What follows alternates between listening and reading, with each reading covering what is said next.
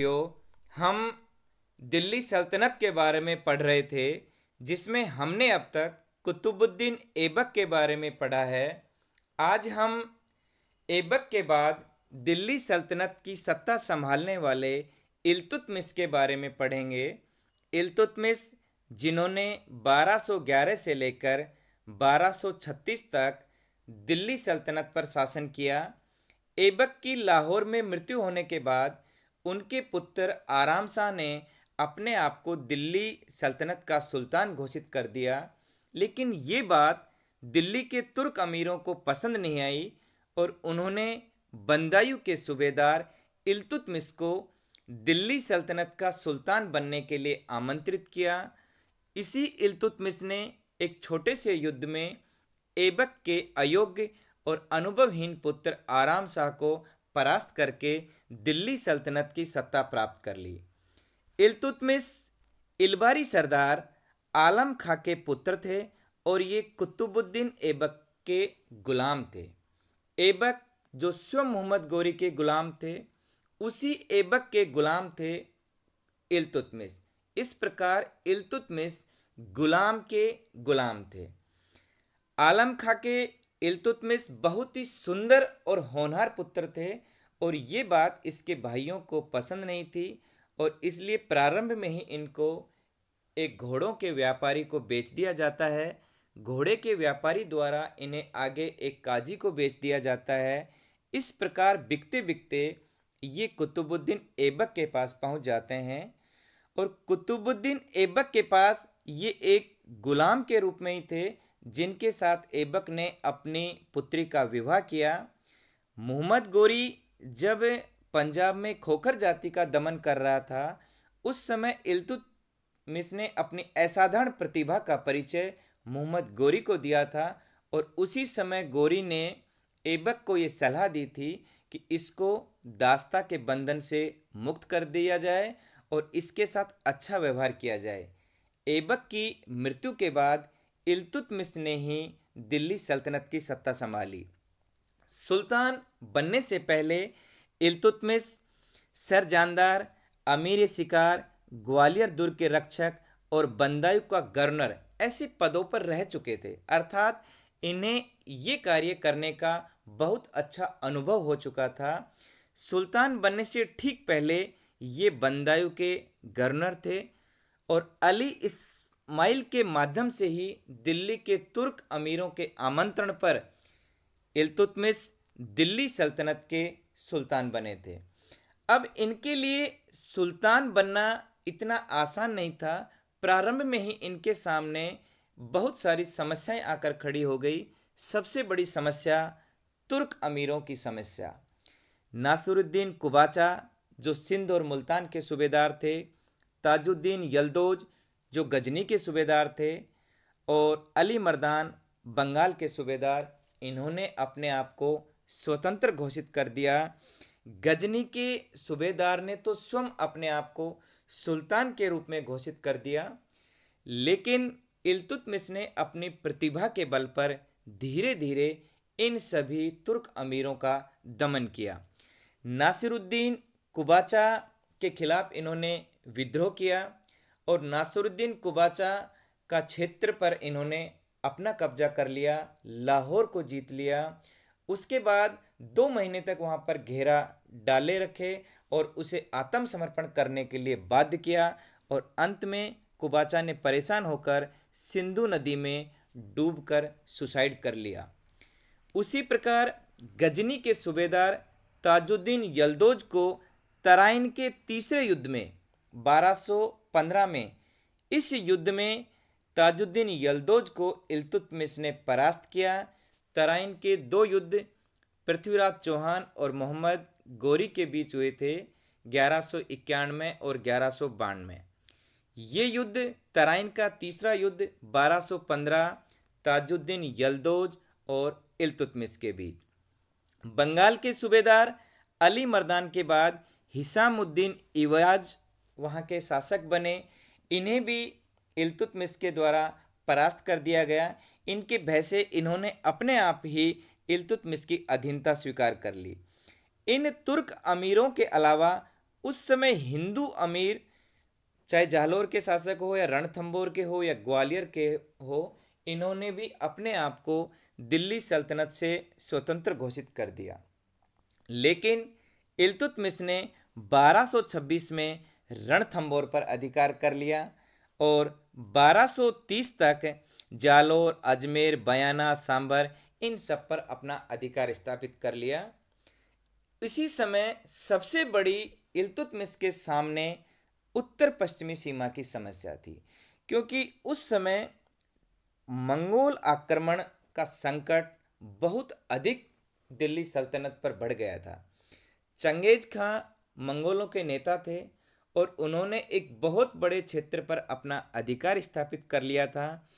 उसी समय उन्होंने ख्वारिज़म के शाह को परास्त कर दिया था और ख्वारिज़म शाह के पुत्र जलालुद्दीन मंगबरनी ये भारत की तरफ भागकर आ गए थे चंगेज खां से बचने के लिए, और चंगेज खां इनका पीछा करते हुए भारत की तरफ ही आ रहे थे। जलालुद्दीन मंगबरनी जैसे ही भारत की सीमा पर पहुंचते हैं, वे इल्तुतमिश से शरण मांगते हैं भारत में रहने के लिए। अब इल्तुतमिश के सामने ये बहुत बड़ा संकट पैदा हो गया कि वो अपने स्वधर्मी जलालुद्दीन मंगबरनी को अगर शरण देते हैं तो दिल्ली सल्तनत पर चंगेज खां के आक्रमण का संकट बहुत अधिक बढ़ जाएगा, क्योंकि अगर वो जलालुद्दीन मंगबरनी को शरण देंगे तो उनका पीछा करते हुए मंगोल नेता चंगेज खां दिल्ली में प्रवेश करेंगे और वो दिल्ली सल्तनत पर आक्रमण करेंगे। लेकिन अगर वो अपने स्वधर्मी भाई की सहायता नहीं करते हैं तो ये इनके धर्म के अनुकूल नहीं होगा, और इस प्रकार यहाँ पर इल्तुतमिश एक बहुत बड़े संकट में फंस गए।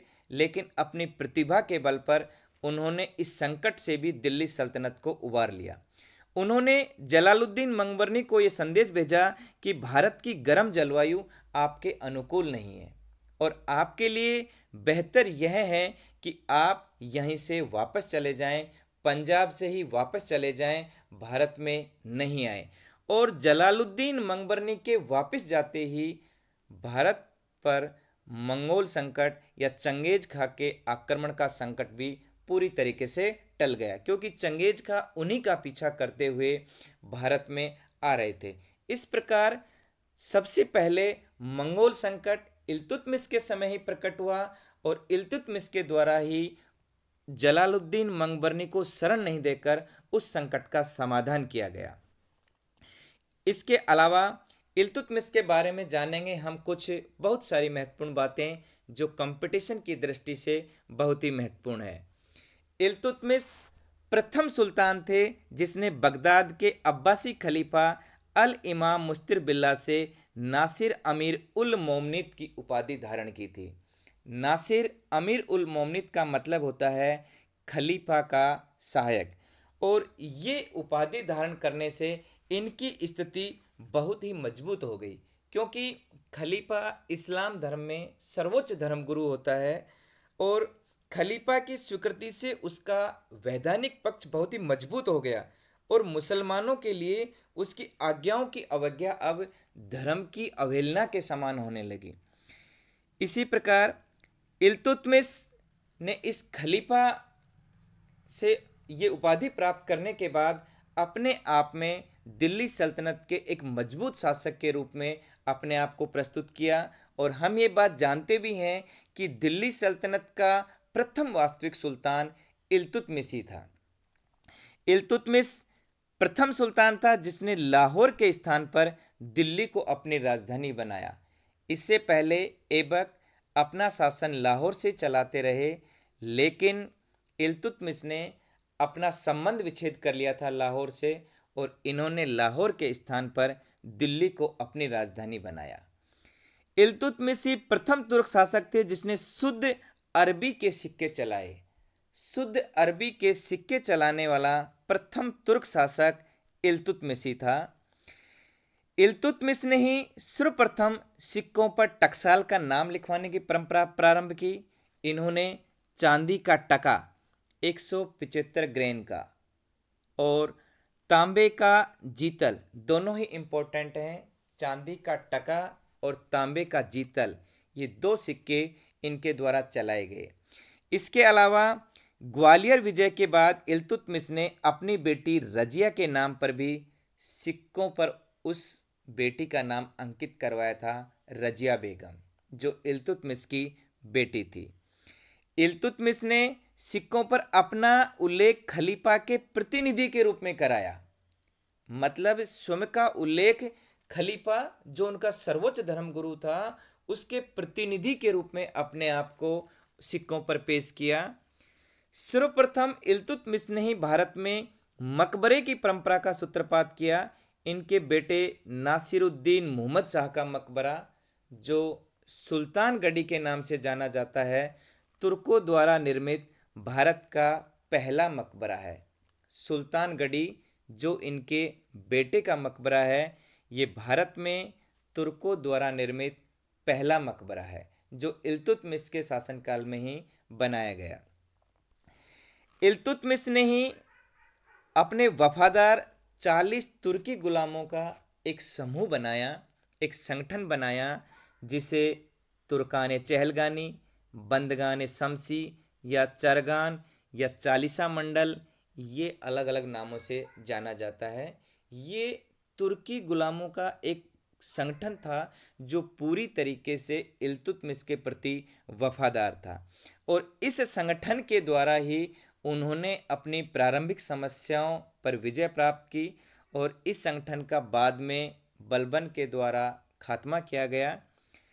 इल्तुतमिश ने अपने दरबार में मिन्हाजुद्दीन सिराज और मलिक ताजुद्दीन दोनों विद्वानों को संरक्षण प्रदान किया, अर्थात मिन्हाजुद्दीन सिराज और मलिक ताजुद्दीन दोनों इल्तुतमिश के ही दरबार में थे। इल्तुतमिश ने इक्ता प्रणाली, सबसे पहले दिल्ली सल्तनत में इक्ता प्रणाली को प्रारंभ करने वाले इल्तुतमिशी थे, सैनिक सेवा के बदले में दिया जाने वाला भूभाग, और इस इक्ता प्रणाली से दिल्ली सल्तनत को बहुत अधिक लाभ पहुंचा। एक तरीके से ये राजस्थान की सामंत व्यवस्था के लगभग कुछ इस प्रकार की व्यवस्था थी, और इसमें केंद्र और राज्य, इसके बीच एक अलग ही प्रकार का संबंध इल्तुतमिश के द्वारा स्थापित किया गया। इल्तुतमिशी प्रथम तुर्क शासक था जिसने अपने जीवन काल में ही अपनी बेटी रजिया को अपना उत्तराधिकारी नियुक्त कर दिया था, लेकिन इनकी